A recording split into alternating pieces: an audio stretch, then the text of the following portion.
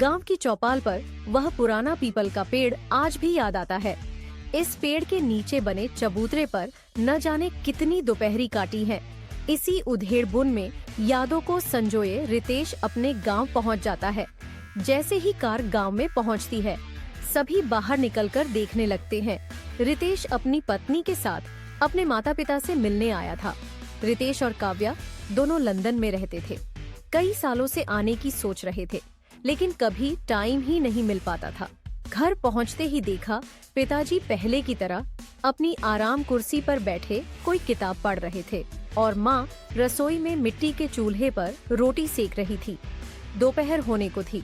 अपने घर के सामने कार रुकने से रितेश के पिता मधुसूदन जी खड़े होकर बाहर आ गए। रितेश और काव्या ने आगे बढ़कर उनके पैर छुए।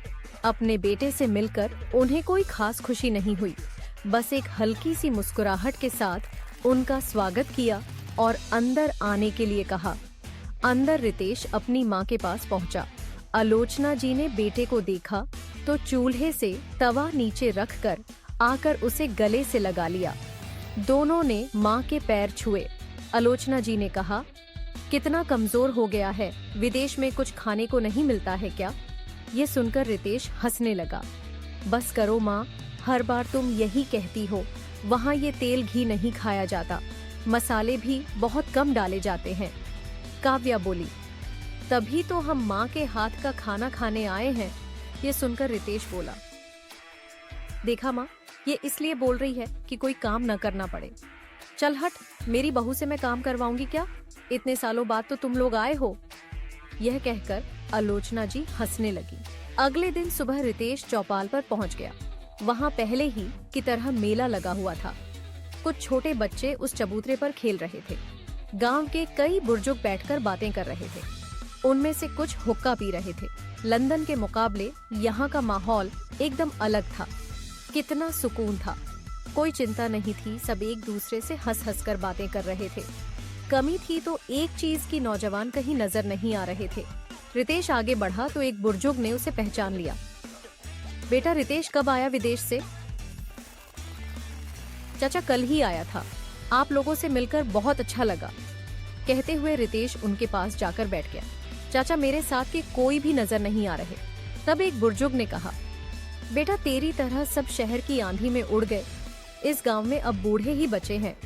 बच्चे हैं, उनके भी पिता शहर जा चुके हैं, केवल त्योहारों पर ही आते हैं। ये सुनकर रितेश थोड़ा झेंप गया।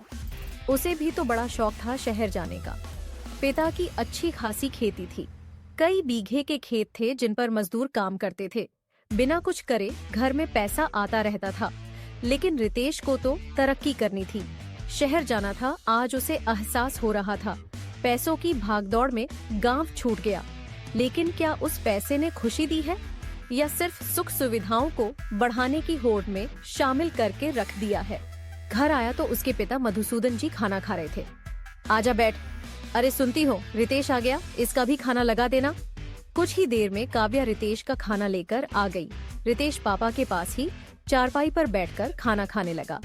बाजरे की रोटी, सरसों का साग, प्याज, हरी मिर्च और साथ में अचार। इस खाने को रितेश तरस गया था। खाना खाकर मधुसूदन जी ने कहा, तू आराम कर, मैं खेत का एक चक्कर लगाकर आता हूँ। उनकी बात सुनकर रितेश बोला, चलिए मैं भी आपके साथ चलता हूँ। वैसे भी बहुत दिनों से अपने खेत नहीं देखे। दोनों खेतों की ओर चल देते हैं। रास्ते में मधुसूदन जी ने पूछा, कब तक वापस जाने का विचार है? रितेश बोला, क्या हुआ पापा, आप कुछ परेशान दिख रहे हैं? नहीं, कुछ नहीं, बस तुम्हें तो जाना ही है इसलिए पूछ रहा हूँ। ये सब एक नाटक सा लगता है। गाँव आना, खेत देखना, माँ बाप से मिलना, तुम्हारे जैसे बहुत से बच्चे यही करते हैं। फिर इन्हें अपने माता पिता से कोई मतलब नहीं होता। कुछ तो उनके मरने पर भी नहीं आते। आखिर हमारा कसूर क्या है? रितेश चुपचाप उनकी बातें सुनता रहा। उन्होंने आगे कहना शुरू किया, हमारे बुढ़ापे और मरने जीने के लिए तो गांव वाले हैं। बीमारी में पूरा गांव इकट्ठा हो जाता है। बोलने के लिए, त्योहार मनाने के लिए सभी गांव वाले इकट्ठे हो जाते हैं। लेकिन तुम लोगों का क्या हो?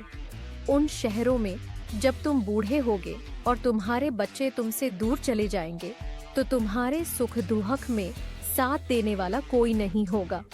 तब तुम्हें इस गांव की कद्र समझ में आएगी। अपने पिता की बातें सुनकर रितेश का कलेजा छलनी हो चुका था। वह परेशान हो गया। आखिर लंदन जाकर भी उसने क्या हासिल कर लिया? क्या यह पैसा उनका साथ देगा? घर आकर रितेश ने पिताजी, माँ और काव्या को एक साथ बिठाया और कहा, मैं अपने जीवन के अंतिम क्षण इस गांव में बिताना चाहता हूँ। इसके लिए मैं अपना सब कुछ समेटकर यहाँ आना चाहता हूँ। काव्या ने कहा, यह कैसे हो सकता है? यहाँ रखा ही क्या है? रितेश बोला, कुछ भी हो काव्या, वहाँ हमारा अपना कोई नहीं है। यहाँ सब अपने हैं। बुढ़ापे में पैसे से ज्यादा अपनों के साथ की जरूरत पड़ेगी। मैंने फैसला कर लिया है कि मैं घर वापस आऊंगा और अपने साथियों को भी लाने की कोशिश करूंगा। क्या पता मेरे इस कदम से गांव के और नौजवान भी वापस आ जाएं। कुछ दिन बाद रितेश और काव्या वापस लंदन गए और वहां सब कुछ बेचकर गांव वापस आ गए। रितेश ने काव्या को भी अच्छे से समझा लिया। अब रितेश खेती करता है और जो भी नौजवान छुट्टियों में गांव आता उसे समझा बुझाकर गांव में रहने के प्रेरित करता। यही रितेश का काम था। रितेश के पिता उसके इस कदम से बहुत खुश थे।